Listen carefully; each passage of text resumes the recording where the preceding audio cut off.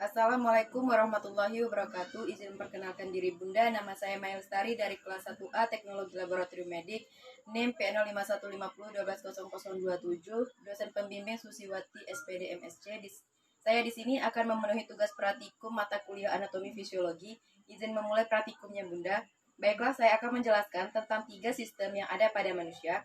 Yang pertama adalah sistem perkemihan. Organ-organ sistem perkemihan yang pertama adalah ginjal. Ginjal adalah salah satu organ penting dalam pembentukan urin. Dua organ yang berbentuk kacang ini terletak di bawah tulang rusuk dekat dengan bagian tengah punggung. Ada beberapa fungsi ginjal, yaitu yang pertama membuang limbah dan cairan berlebih dari tubuh, yang kedua menyeimbangkan kadar air dan elektrolit di tubuh, yang ketiga melepaskan hormon yang mengontrol produksi sel darah merah, yang keempat membantu menjaga kesehatan tulang dengan mengontrol kalsium dan fosfor.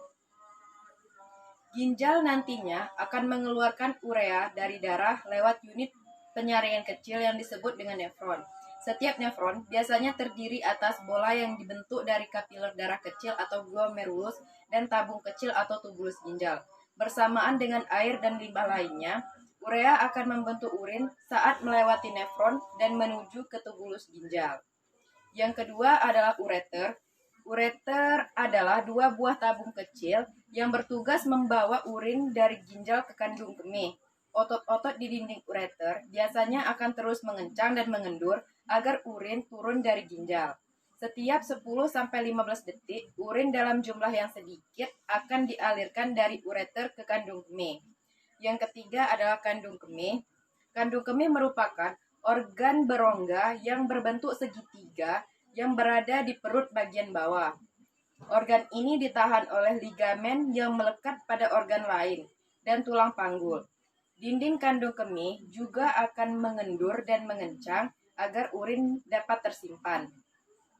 Pada kandung kemih yang sehat, biasanya dapat menyimpan hingga 300-500 mili urin selama 2-5 jam. Yang keempat adalah uretra. Urin yang telah diproduksi oleh ginjal dapat dipindahkan dari ureter dan kandung kemih. Pada akhirnya akan dikeluarkan melalui uretra. Organ yang disebut sebagai saluran kencing ini bertugas menghubungkan kandung kemih ke lubang saluran kemih pada ujung penis atau vagina.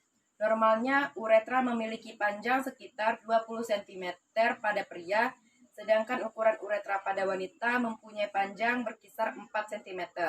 Antara kandung kemih dan uretra dilengkapi dengan cincin otot atau sphincter sebagai organ yang menjaga urin agar tidak bocor. Proses pembentukan urin terdiri dari 3 tahap. Yang pertama adalah filtrasi atau penyaringan.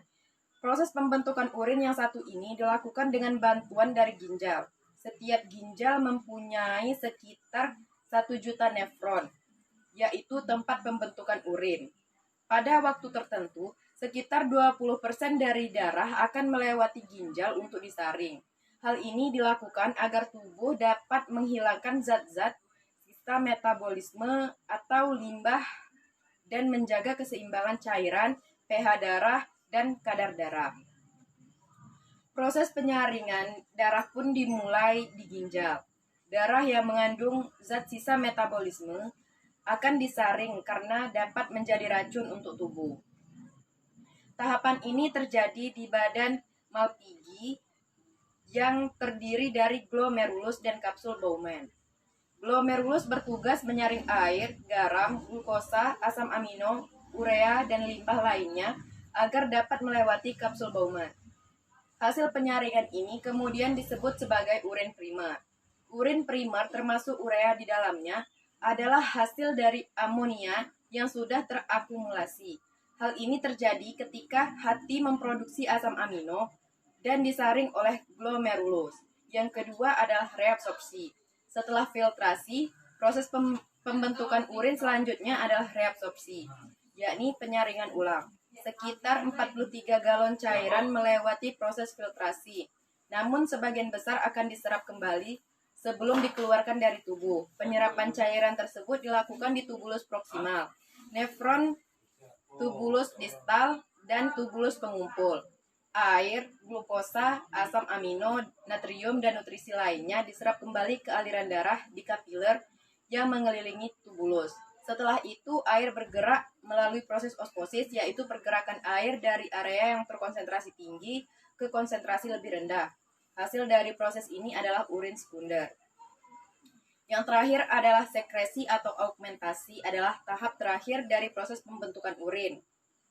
Beberapa zat mengalir langsung dari darah di sekitar tubulus, di sekitar tubulus distal dan tubulus pengumpul ke tubulus tersebut. Tahapan ini juga menjadi bagian dari mekanisme tubuh untuk menjaga keseimbangan pH, asam dan basa dalam tubuh. Ion kalium, ion kalsium, dan amonia juga melewati proses sekresi seperti beberapa obat. Hal ini dilakukan agar senyawa kimia dalam darah juga tetap seimbang. Proses ini dilakukan dengan meningkatkan sekresi zat seperti kalium dan kalsium ketika konsentrasinya tinggi. Selain itu, penyerapan kembali atau reabsorpsi juga ditingkatkan dan mengurangi sekresi ketika konsentrasinya rendah. Sistem yang selanjutnya adalah sistem reproduksi wanita dan pria. Sistem reproduksi wanita bagian luar. Yang pertama itu adalah mons pubis. Mons pubis ini adalah jaringan lemak yang mengelilingi tulang kemaluan, mengandung kelenjar dan mengeluarkan minyak yang melepaskan zat yang disebut feromon. Zat ini terkait dengan timbulnya ketertarikan seksual.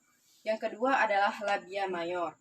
Labia mayor ini menutupi dan melindungi organ reproduksi eksternal lainnya. Labia mayor ini disebut juga sebagai bibir besar, mengandung kelenjar minyak dan keringat. Pada remaja ditandai dengan tumbuhnya rambut di kemaluan. Yang ketiga ini adalah labia minor. Labia minor ini berarti bibir kecil, karena bentuknya memang lebih kecil dari labia mayor dan terletak di dalam labia mayor. Ia mengelilingi saluran vagina dan uretra, atau saluran pembawa urin keluar tubuh. Keberadaannya berfungsi untuk melindungi vagina dan juga uretra. Yang keempat adalah klitoris. Klitoris ini adalah bagian kecil yang sangat sensitif terhadap rangsangan, berada di bagian atas pertemuan antara labia mayor dan labia minor. Klitoris ditutupi oleh preputium atau lipatan kulit. Yang kelima adalah vestibula bulbs. Vestibula bulbs ini adalah bagian memanjang di kedua sisi vagina. Jika dalam keadaan bergairah, bagian ini akan terisi darah dan membentuk tegangan. Namun darah yang terkumpul akan kembali dilepaskan dan mengalir ke sistem peredaran darah jika wanita mengalami orgasme. Yang keenam adalah kelenjar Bartholin. Kelenjar Bartholin ini berbentuk seperti kacang, terletak di dalam vagina, berfungsi untuk mengeluarkan lendir yang melumasi vagina. Ini diperlukan vagina pada saat berhubungan seksual. Sistem reproduksi wanita bagian dalam. Yang pertama itu adalah vagina. Vagina ini adalah saluran elastis dan berotot yang terletak di antara lubang uretra dan rektum. Vagina memiliki panjang sekitar 3,5 hingga 4 inci atau sekitar 8,89 hingga 10,16 cm. Vagina bagian atas terhubung langsung dengan leher rahim, sementara di sisi lain langsung menuju bagian luar tubuh, berfungsi untuk melakukan hubungan seksual. Yang kedua adalah serviks. Serviks ini bagian bawah rahim yang menghubungkan rahim dengan vagina. Ia berfungsi melindungi rahim dari infeksi dan memfasilitasi jalan sperma. Serviks menghasilkan lendir yang teksturnya akan berubah-ubah. Pada masa ovulasi, lendir menipis untuk memudahkan jalan sperma. Sementara saat terjadi kehamilan, lendir akan mengeras dan menyumbat saluran serviks untuk melindungi janin. Yang ketiga ini adalah rahim. Rahim ini atau disebut juga sebagai uterus merupakan bagian reproduksi wanita yang terletak di antara kandung kemih dan rektum rahim, berbentuk buah pit dan merupakan organ berongga. Rahim memiliki banyak fungsi dan yang paling utama adalah untuk menampung janin yang berkembang hingga siap dilahirkan. Selain itu, rahim juga berperan dalam terjadinya menstruasi pada wanita. Saat siklus menstruasi normal, lapisan rahim yang disebut endometrium akan mengental untuk mempersiapkan kehamilan. Jika terjadi pembuahan dan tidak terjadi kehamilan, maka lapisan tersebut akan luruh menjadi darah menstruasi dan akan keluar dari tubuh melalui vagina. Yang keempat adalah tuba Fallopi. Tuba Fallopi ini juga disebut sebagai saluran tuba. Organ ini terhubung ke bagian atas rahim. Ia berfungsi sebagai penuntun jalan sel telur yang telah dibuahi menuju rahim. Yang kelima adalah ovarium. Ovarium ini disebut juga sebagai indung telur. Ini adalah sepasang kelenjar yang berbentuk oval seperti kacang almond. Ovarium ditopang oleh beberapa ligamen yang berada di kedua sisi rahim. Ovarium ini berfungsi untuk sebagai penghasil sel telur dan juga hormon pada wanita. Dalam siklus menstruasi normal, indung telur melepaskan sel telur setiap 28 hari atau bisa lebih. Sel telur tersebut, jika berhasil melewati proses pembuahan, akan berlanjut pada proses kehamilan. Proses di saat sel telur dilepaskan disebut dengan ovulasi. Sistem reproduksi pria, bagian luar yaitu yang pertama adalah penis. Penis adalah organ vital yang digunakan untuk berhubungan seks. Sperma keluar melalui saluran di dalam penis ketika sudah terjadi klimaks atau orgasme pada pria. Yang kedua adalah skrotum. Skrotum ini adalah kantong kulit yang menggantung pada pangkal penis. Skrotum berfungsi untuk melindungi testis, saraf, dan juga pembuluh darah. Yang ketiga adalah testis. Testis ini merupakan kelenjar di mana sperma dan testosteron diproduksi. Testis adalah organ terpenting dari sistem reproduksi pria dan terletak di dalam skrotum. Testis berfungsi untuk menghasilkan testosteron yang merupakan hormon seks pada pria. Selain itu, organ ini juga berfungsi untuk memproduksi sperma. Yang keempat adalah epididymis. Epididymis ini merupakan saluran panjang terletak di bagian belakang testis. Organ ini berfungsi untuk membawa dan menyimpan sperma yang telah diproduksi di testis. Selain itu, organ ini juga berfungsi untuk mematangkan sperma yang dibentuk oleh testis. Setelah matang, sperma baru dapat menjalankan tugasnya untuk membuahi sel telur. Organ reproduksi pria bagian dalam. Yang pertama itu ada vas deferens, merupakan saluran panjang dan tebal mulai dari epididymis hingga ke rongga panggul. Organ ini terletak di belakang kandung kemih. Vas deferens berfungsi mengantar sperma matang ke uretra sebagai persiapan ejakulasi. Yang kedua adalah vesicula seminalis, merupakan organ berbentuk kantung yang menempel pada vas deferens di dekat bagian dasar kandung kemih. Organ ini berguna untuk memproduksi cairan sebagai pemberi energi sperma untuk bergerak. Yang ketiga adalah saluran ejakulasi. Saluran ini terbentuk dari gabungan vas deferens dan vesicula seminalis. Yang keempat adalah kandung kemih. Kandung kemih disebut juga sebagai uretra dan berfungsi untuk membawa urin dari kandung kemih keluar tubuh. Yang kelima adalah kelenjar prostat. Kelenjar prostat ini terletak pada bagian bawah kandung kemih di depan rektum atau anus. Kelenjar ini berfungsi untuk menambahkan cairan yang membantu sperma saat terjadi ejakulasi dan membantu menjaga sperma tetap sehat. Yang keenam adalah kelenjar Cowper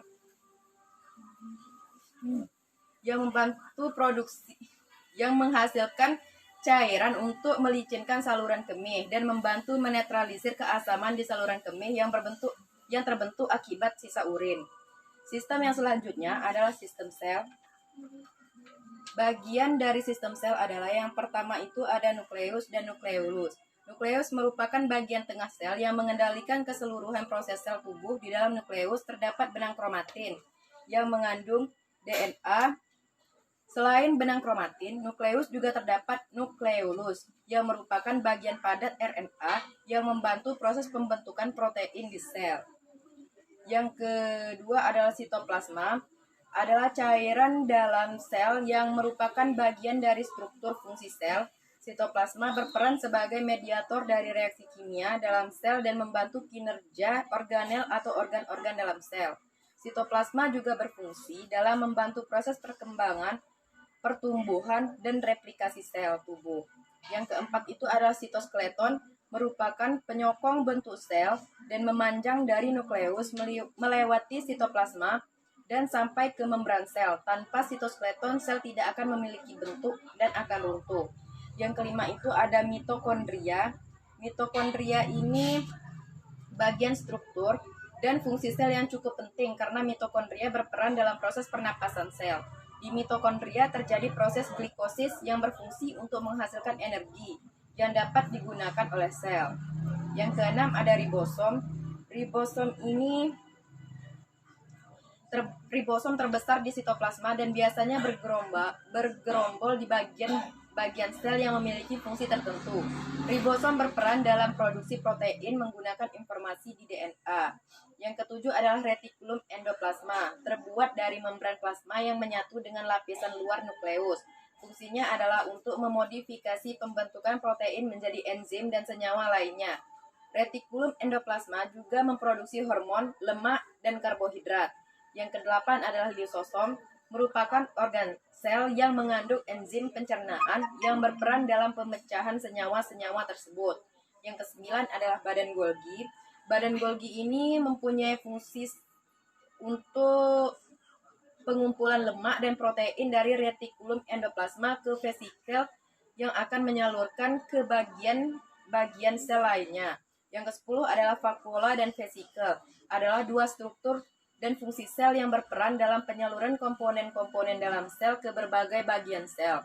Perbedaan vakuola dan vesikel terletak pada kemampuan vesikel yang mampu menyatu dengan bagian-bagian sel lainnya. Yang ke-11 adalah membran sel. Membran sel ini merupakan bagian lapisan terluar dari sel dan berfungsi untuk memisahkan sel dengan materi-materi di luar sel. Membran sel membantu sel untuk bisa mempertahankan bagian dalam sel dan mengontrol senyawa yang keluar dan masuk ke dalam sel. Baiklah, itu saja yang dapat saya sampaikan. Assalamualaikum warahmatullahi wabarakatuh.